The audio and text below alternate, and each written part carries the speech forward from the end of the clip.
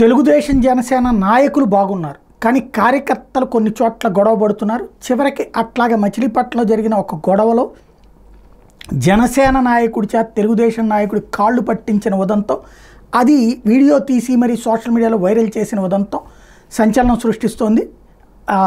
జనసేన నాయకులతో కాళ్ళు పట్టించినటువంటి విషయం ఏంటంటే, మచిలీపట్నం పరాసుపేటలో వినాయక చవితి శుభాకాంక్షల పేరుతో బ్యానర్ ఏర్పాటు చేశారు కూటమి నేతలు.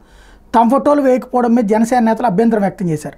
2 రోజుల క్రితం రాత్రి వేళ బ్యానర్ని చించేశారు జనసేన నేతలు ఎర్రంశెట్టి నాని, సాయన శ్రీనివాసరావు.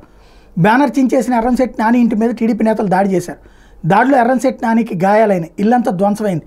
అయితే ఇరు వర్గాల మధ్య సెటిల్మెంట్ చేశారు పార్టీ పెద్దలు. సెటిల్మెంట్ చేసిన మరుసటి రోజు మరోసారి ఎర్రంశెట్టి నాని ఇంటి మీద టీడీపీ దాడి చేసింది. అక్కడ ఉన్న సాయన శ్రీనివాసరావును రక్తం కారేలా తీవ్రంగా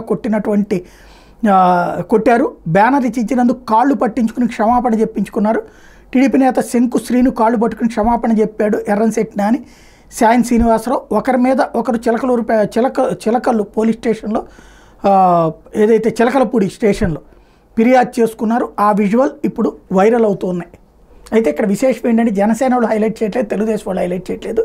ఇందులో వైసీపీ ఈ విషయాన్ని హైలైట్ చేస్తోంది.